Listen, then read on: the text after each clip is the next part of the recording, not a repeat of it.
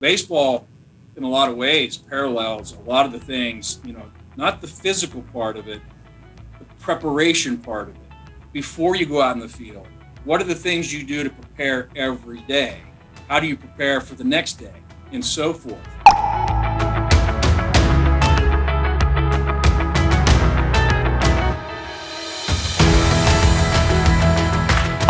This is the Leadership Foundry Podcast. I'm your host this week, Brandon Smith, and our guest this week is Mike Holtz. Mike is the president and general manager at Genuine Parts Company. He runs a distribution center and a region for Genuine Parts. He's been in the auto parts world for 8 years and has really risen rapidly within that world. And what makes Mike's story so fascinating is not just his rise at Genuine Parts Company, but his first career as a Major League Baseball pitcher. And he tells the parallels of being an unknown prospect and rising up through the ranks to even his time now at Genuine Parts Company. In addition, he shares his perspective on leadership, both what he learned from managers and coaches in Major League Baseball, and also what he's been learning from great leaders at Genuine Parts Company today. So really pay attention to some of Mike's real themes and those things that have made him a success through his career. And of course, at the very end, I will share my highlights of what I took away from our conversation. Welding together practical insights and powerful conversations to forge world-class leaders. This is the Leadership Foundry Podcast. Mike, really excited to have you on the show today. Excited for you to share your journey and story with listeners. You and I got a chance to speak a little bit prior to this when we met up in Vegas for the NAPA 2022 Expo. And I love your journey. I think it's such a cool journey. And I think the things you can share with us is just going to be amazing. So I don't want to ruin it for my listeners, but maybe a good starting place. Tell us a little bit about kind of your role today. And then what was the journey that you took to get there? Because I think that's the best part. Well, first I'd like to say thank you, Brandon, for inviting me onto the show. Very excited to be here. I guess I would start with, my current role was with Genuine Parts Company and/or NAPA Auto Parts on the corporate side. I'm currently the president and general manager of our local distribution center operation here in Altoona, Pennsylvania, one of 52 across the lower 48, Hawaii, and also Alaska. My journey to this point has taken me about 8 years to reach this point, and very exciting. And every day I learn something new. But I came into the NAPA Auto Parts world from completely outside of the realm of auto parts. I started off as a field representative representing one of the brands that the stores would sell. And I did that for about 2.5 years until I was asked offered a promotion to wholesale manager, which for us was managing our major accounts like a Firestone or a Goodyear repair center, or our NAPA Auto Care centers, which are independently owned but co-branded with the NAPA name. I did that for a little over a year and then received another promotion to sales manager. So I was asked to lead our sales team of, at the time, 11 sales representatives, and also was in charge of some new distribution duties. And I was the sales manager, I should say, for 4.5 years until 2 years ago. I was promoted to the general manager's role, which each step I would say I've learned quite a bit about the company. And I will say that in my 8 years, I'm one of the least tenured out of our group here in Altoona. Yeah. And it's been an exciting journey for me. And it's been something that I guess post athletic career, it was something I really yearned for, was to get into something I really enjoyed and that I could become better at. And ultimately, my goal is to be a leader of my group and a leader to help the company achieve its goals. Yeah, that's great. I love that, Mike. So really, it's a rapid ascension in the last 8 years, not coming from the auto parts world and moving into the role that you're in now. So, I mean, kudos to you. Now, you hinted at it a little bit, but listeners at this point don't know the first chapter that happened before this chapter. So the first chapter you mentioned was your athletic career. So share a little bit about that, and I would love for you to start to highlight maybe what were the things you learned during that portion of your career, which ultimately allowed you to move so quickly in the NAPA world? Well, I'll start off by saying, I grew up in a middle-class family here in Central PA, and wasn't well-rounded as far as travels or anything like that, and I was pretty good as a left-handed pitcher. At that time, I was actually, a position player. I received a scholarship to Clemson University. I was also drafted by the New York Mets in the 32nd round as a high school senior. I knew, given, that I wasn't drafted in a high round, in the fact that I'm 5'8", that college for me was the best step. So I headed south to Clemson and spent 4 years. I had a fantastic 4-year career, managed to get to the College World Series. My freshman year, we enjoyed 3 ACC championship titles in the 4 years I was there. But my sophomore year, I had to have Tommy John surgery on my elbow. And it was a pretty large setback at the time. But looking back now, it truly was a godsend for really how I viewed things later on in my career. So I had that done. And unfortunately, my junior year, I did come back and was able to pitch, but not to the ability to be drafted. And that's the chance you take when you opt not to go professionally out of high school, which I was fine with. And I was not drafted my junior year, which means that's really the year that you have the most leverage as far as any kind of a decent signing bonus. So I came back my senior year, had a fantastic year. We won the ACC championship. And I was drafted by the then California Angels in the 17th round. So I was offered $3,500 and a one-way plane ticket to Arizona for the 1-week mini camp that the Angels had. And at that point, they were going to decide whether or not I would go to rookie ball or if I would go to the short season A-ball level. And as a college player, typically those guys go to short season A-ball. So the draft's in June. This is why they call it short season A, because the season doesn't really start till June. So I ended up going to Boise, Idaho for my first year as a professional player, not knowing what to expect. I was just happy that I was drafted. And I was not a prospect. I was an organizational player, and I had to work my way through that both physically and mentally, because a lot of people don't know that there are 5 levels to the minor league before you can hint at even getting to the major leagues. And so I enjoyed a pretty good year, my first year in 1994. And in 1995, I came back in my first full year, and I had another successful year. At that point, I got on the radar as a left-handed pitcher that might be promising. They sent me off to winter ball, which that year back then they had a league in Hawaii, which was pretty cool to go there. I was there for 1 month, and the way that works is each team can send 4 players to that league, and that league was kind of like a single A or a high A level all-star kind of league. 1 month into that, it was a 2-month league. I was sent to the Arizona Fall League. One of the Angels players had gotten hurt. Wow. And he happened to be a pitcher. So they called me up and said, "We want to send you over there," which was a big deal, because now I'm performing in front of AA all-star level players, and I went there and I did very well. So that earned me a non-roster invite to Major League Camp in the spring of 1996.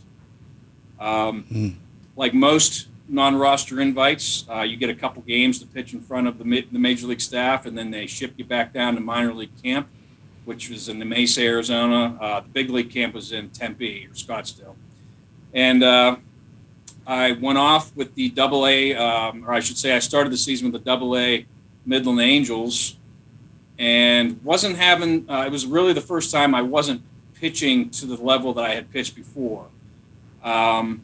And I wasn't real happy with my performance. So we get halfway through the year and we're on the road. We're in Jackson, Mississippi. It's right before All-Star break.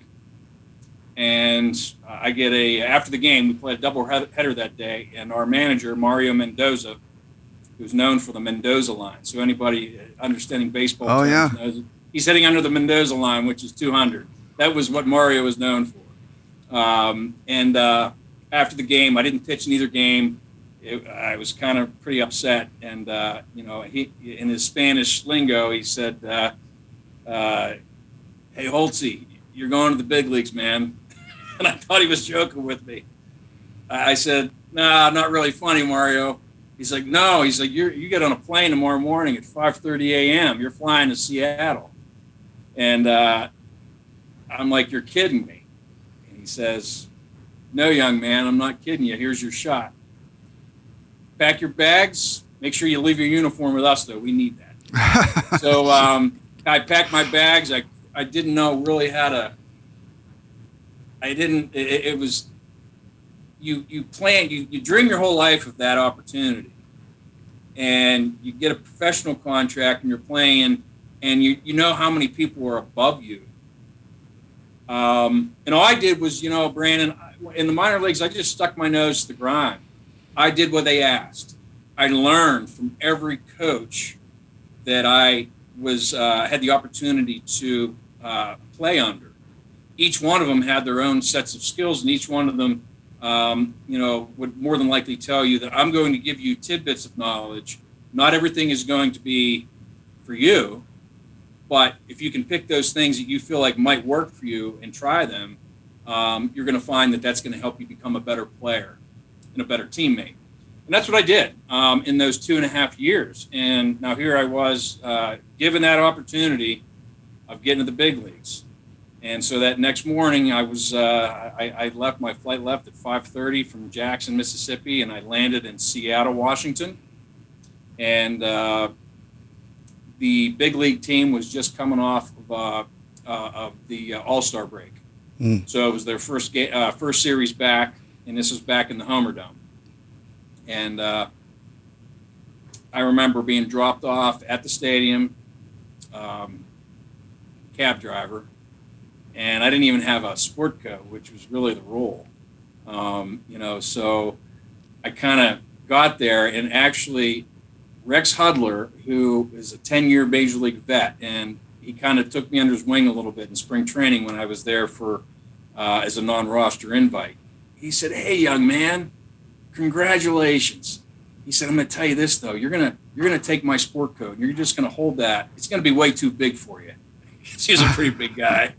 Just put this over your arm, because he said, Rod Carew will not like that if you do not have a sports coat. Just walk in with it. You'll be fine.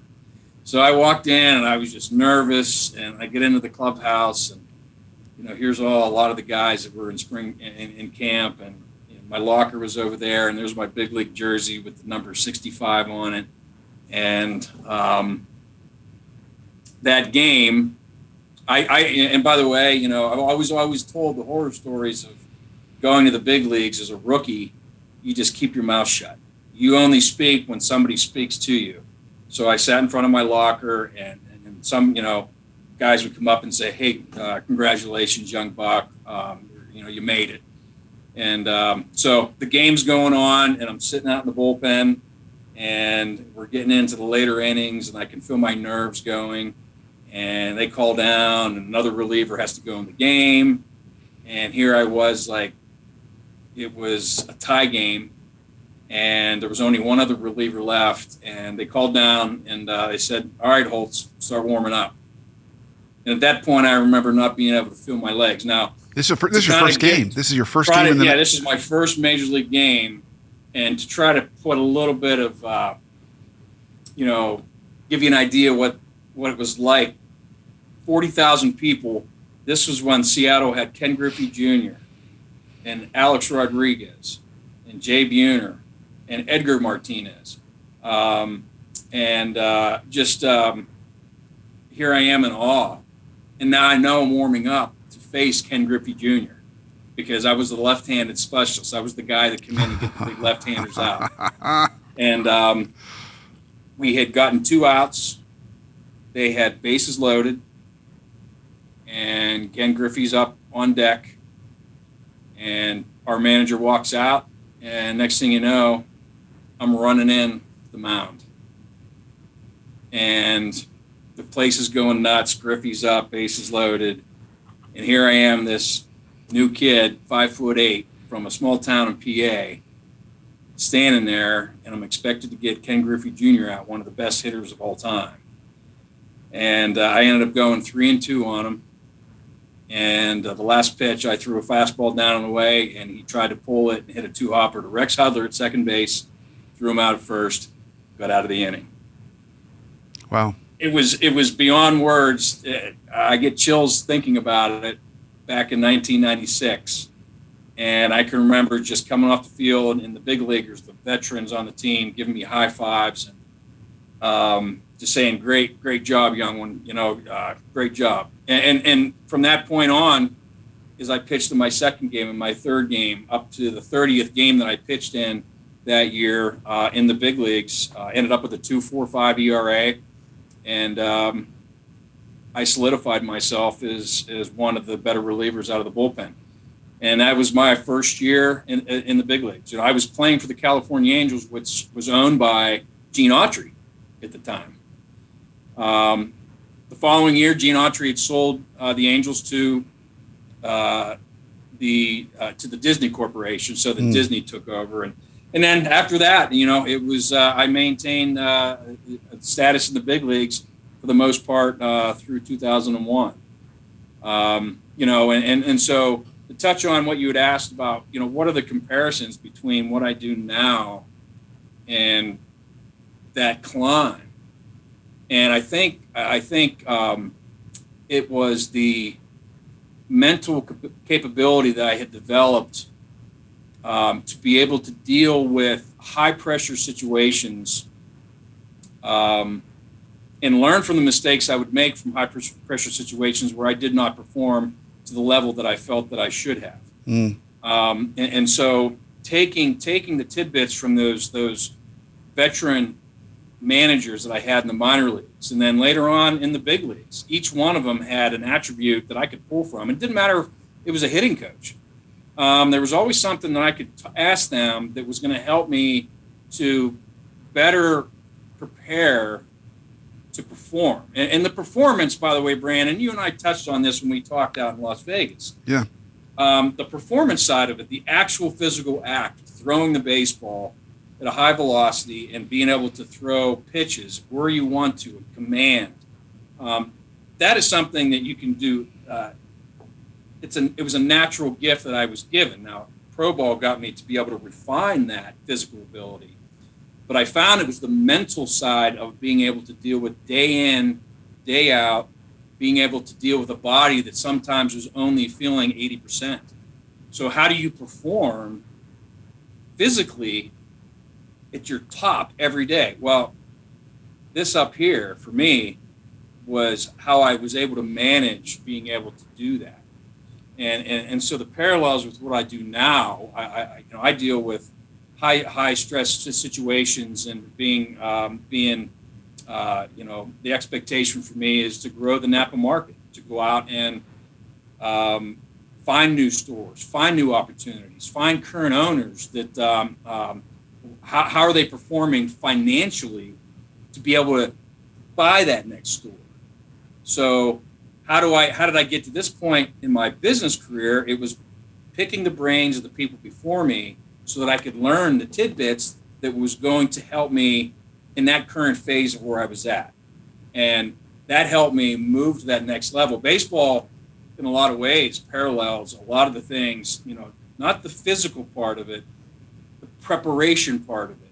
Before you go out in the field, what are the things you do to prepare every day? How do you prepare for the next day? And so forth. So I learned kind of that mental discipline that helped me do it as somebody that was always told I could never do it in my baseball career because of my size. Well, I could say that maybe somebody never thought I would get to this level as a general manager, myself included, because not coming from the auto parts world prior to NAPA, I had to learn kind of everything up to where I am at now. Yeah. So the baseball portion of it was just, for me, I think in a lot of ways helped me to deal with the pressures, but you deal with pressure in a better way when you learn how to prepare. And a lot of that starts right here is what is your approach when you wake up in the morning every day? Yeah. What are your goals? And that's what I did in pro ball. What did I need? I got up and went to the gym first thing in the morning. I made sure I ate properly. I made sure that I exercised. The things that I needed to do to prepare for the game. I read the game notes. I read the scouting notes on the hitters from the opposing team. That would be preparation. So hopefully that kind of answers what you're looking for here. Yeah, really, as far as the parallels between the two. Really good, Mike. I've got some more questions for you. So a couple of things I love about your story, and I think it bridges in both the Major League Baseball as well as the GPC NAPA stories, is you've historically taken every opportunity available to you and you've made the most of it. You didn't squander any of it. You took a $3,500 check and a ticket, and you said, "All right, that's." And some people would have said that's not enough, or I'm not. You said, "I'll take that opportunity," and you did it, because it sounds like when we piece it together, you were only in the minors 2.5 years. Is that right? Yes. So I mean, from coming in at a fairly low level, that's a pretty big acceleration, and you've had a similar story at GPC and NAPA. So I think there's that component. It's the mental capability to deal with the high pressure situations. It's the listening and seeking out mentors and coaches that you proactively did, which a lot of folks don't do. They either wait to be told, and then they might even ignore something if they don't like what they heard. You were really trying to learn from those folks. Sure. That was obvious in your story, and then just that mental discipline and preparation. So I love all that. What we haven't talked about yet, which I would love to hear your perspective on, is team. What's the importance of team in terms of being successful? The team around you, and even building a world-class or world championship team. Well, and that's a great question, because each starting with my baseball career, of course, it's a team. Successful teams and successful leadership, in my opinion, and the best managers that I had were able to take the different elements of their team, the different talents, the different personalities, and manage in a way that they could get the most out of each individual. Each individual knowing that they have to pull their weight to do their job. But there's coaches for a reason, to help you to be better in the role so that you can play your part as part of the team. It's like a fine watch. You get a Rolex, all those little cogs in there operating separately, but in cohesion. The managers, and you can talk about coaches in the big leagues, and you can talk about executives in NAPA or somebody at my level. So each one, the strongest, the ones that I really try to pull from, are the ones that have figured out a way to build the team by working alongside the team. So in pro ball, I picked the brains, and you could tell the coaches that we're really trying to get to know you more as a person, because now they're getting into your personality, your psyche. My current boss is great with being able to take his team and figure out what drives them. How do they get that person? Because everybody, I believe, has different ways to be motivated. Yeah. Great coaches can figure out how to motivate certain types of individuals. It's not a one-size-fits-all thing. So I saw the really good managers do that in my baseball career in GPC and NAPA, really trying to pull from those that I see with that type of a style. And that's my management style. I'm a hands-off, non-micromanaging general manager. I like to know what's going on all the different operational departments, but I'm also learning from each one of those, because I'm not in those all the time. So I work in conjunction with them, and they teach me, so that I can, when I have to make a decision, I'm pulling in from the team And then our sales team, okay, they're a separate team altogether. What drives them? What can drive them? How can I play a part in helping them to become better at their craft? And what can they teach me from the field? So each one of them, baseball, I just find that, and I'm intrigued by the managers that don't dictate here. Everybody has to have what they want to have happen. That's I do from my management role. How do I get there? It's developing the ones around me and having a great team around me. But how do you get the best out of them? Is it by, saying, get it done? Or how can I help you get this done? So, I just always like to learn better ways or different ways and learn for myself. I'm still in the infancy, truly, of my career. Who do I look to really enhance what I can do now, and how do I learn? Some of it is just going to be trial and error. Sometimes you just have to go through the fire and make the mistakes to learn. The best managers and the leaders are like the ones that say, sometimes you're going to have to do this on your own, Mike, and you may learn some hard lessons, but I'll tell you what, you will never let that happen again.